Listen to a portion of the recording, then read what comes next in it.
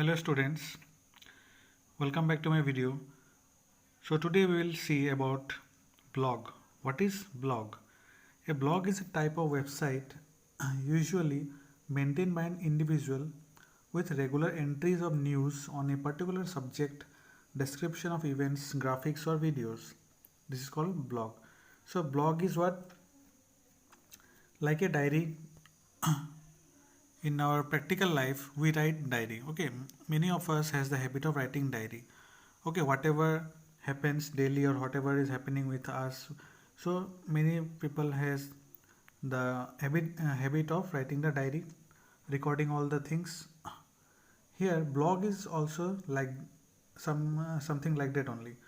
So blog is a type of website where you can write anything.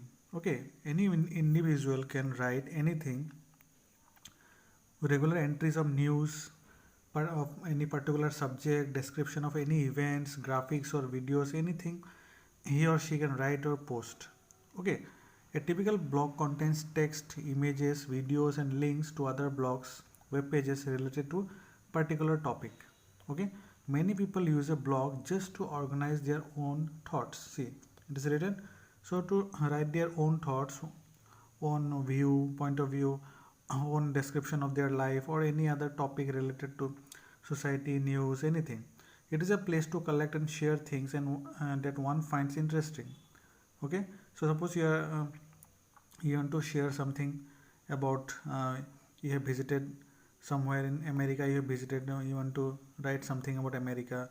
You have to share some views about America. So many things you can write in a blog. So blog is what it is individual thing. An important feature of a blog is the facility it provides for readers to leave their comments in an interactive format. So others who read these blogs, they can comment also. So authoring a blog, maintaining a blog or adding an article to an existing blog is called blogging. So this is called blogging. Okay. So authoring a blog means writing a blog, maintaining a blog and adding some articles to an existing blog is called blogging. So this is called blogging, and many people who writes the blog, they are called bloggers. See here it is written, individual articles on a blog are called blog posts or entries. A person who posts these entries is called a blogger. So a person who writes a blog, they are called blogger. Okay. So some common types of blogs are there. So what are types of blogs? I told you at the first only, a personal blog like a diary. A personal blog which is ongoing diary, see written here ongoing diary by an individual, is the most common type of blog. So it is the most common type of blog, personal blog, where any person write any personal thing about his or her life. A blog that uses videos as a medium is called a vlog. Okay, vlog means where you can post many videos, whereas one that predominantly uses photograph is called photoblog. So where you can post your photographs, it is called photoblog. Any person is interested in photography, so he clicks the photos of beautiful photos from many places and he can create his own blog. He can create his own photo blog where he can post different types of photos. A blog that focuses on art is called art blog or art log, like this. So this is an art log where you can give your arts. A professional blog is a blog about one's industry, profession, but not in official capacity for his or company. So this is a professional blog about industries, profession you can write. A corporate blog is a blog for one's company, is an official capacity. This is all corporate blog, official. Some blogs focus on a particular subject like fashion, education, travel. Understood? So these are the common types of blogs people write. Understood? So this is about blog. So you can also write your blog. Okay. Next topic is about e-sites. What is called e-sites? E means, you know, already I have explained you like e-commerce, email. So E for electronic. So here e-sites, that means e-websites, electronic websites where services are offered. Many types of services are offered. Available 24 hours and 7 days a week. That means 24 into 7. So e-sites means electronic sites, electronic websites where you can get many types of services daily. Okay, some categories of e-sites are e-learning. See, e-learning first type of e-site. E-learning means, where you will get all the study materials for learning many things about studies in the PDF format or picture format, photo format, video format. These are e-learning.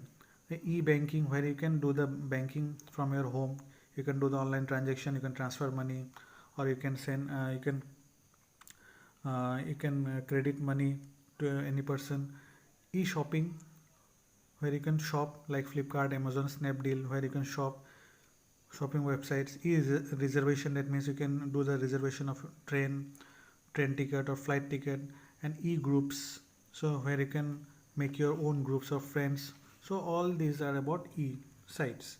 So first of all, first e-site is about e-learning. So e-learning refers to education using electronic delivery methods such as CD, DVD, video conferencing, websites and email. See, so learning through all these things, CD, DVD, video conference, websites, emails. So all these are called e-learning. So whatever we are doing, online videos, Zoom or Google Meet, online studies, all about e-learning. It is computer based and involves use of self-contained learning material. So you'll get many learning materials, resources that can be used at the convenience of the learner. It usually incorporates some form of test, multiple choice question. You can take the test also here. Multiple choice question are available. You can take the test, you can practice the test. So e-learning requires a higher degree of self-motivation of the learner's part. She would be studying almost entirely in her own. That means in e-learning you have to study by your own. Most of the time you have to study by your own. So you need self-motivation for learning, because teacher is not available. You have to see the video, see the photograph, see the PDF files, and you have to learn by yourself. Then examples of e-learning websites are what? e-shiksha.com, enchantedlearning.com. So all these are websites of e-learning. Okay, so what are the benefits of e-learning to the students? What benefits the students can get? The benefits of e-learning to the students are: it reduces the travel time and cost. Okay, students do not have to go anywhere, so time and cost is saving. The study material can be accessed conveniently at any time, at any place. That means if you download the study material like photos, videos, files, any files, you can study it convenient any time, any place. You can study, open and study that. It promotes self-paced learning. Self-paced means self-discipline. Students can learn at the rate they prefer. So at what time you want to learn, you can prefer. It encourages students to take responsibility for their learning and therefore builds self-confidence. So students learn by themselves, that's why they can build their self-confidence. Develops computer skill and internet expertise. That means when you use this e-learning, you have to be good in computer. Okay, then automatically you will be good in computer skills, and internet also, you have to use internet also.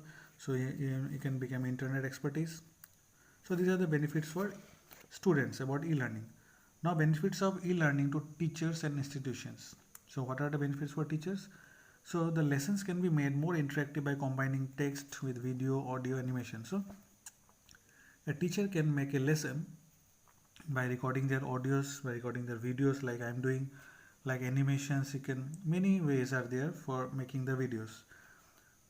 So it is good for teachers. The same content is delivered to every learner and preventing problems caused when different teachers apply different materials on the same subject. So same content is delivered to every learner. Every student will get the same thing, same material. So it will prevent the problem of different teachers, different materials. So it is solved.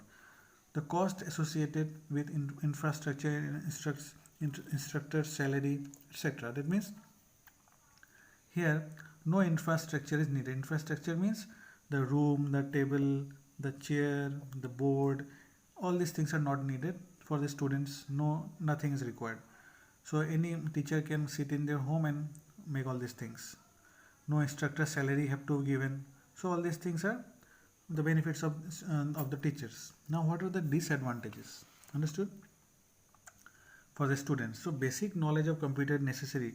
So to use e-learning, you have to good in computers and internet. Otherwise you cannot use the course content.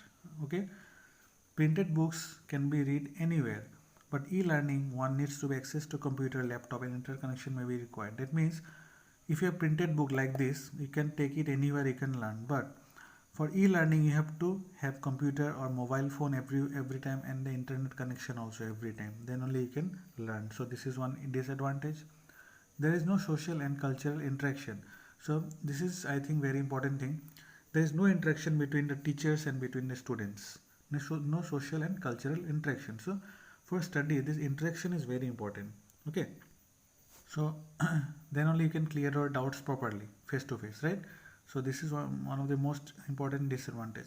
Students with low motivation may lag behind. So the students who are poor in studies, who do not have the self motivation, self confidence, they need some extra care by the teachers. So they will not get this motivation by e-learning. The slow internet connection make it difficult to access the course material. So if the internet connection is slow, if it is the network problem is there, then you cannot access the course material properly, you cannot see the videos properly. So these are the disadvantages for the students. The next disadvantage for teacher, what is it? This disadvantage of e-learning of teachers is that the initial cost of developing the course content may be quite high. That means initially teacher has to spend some money, okay, to buy some computer, laptop, or good smartphone, internet connection. Many things are there. So maybe quite high, and updating the same would require further investment. So to update the things, the teacher has to invest more.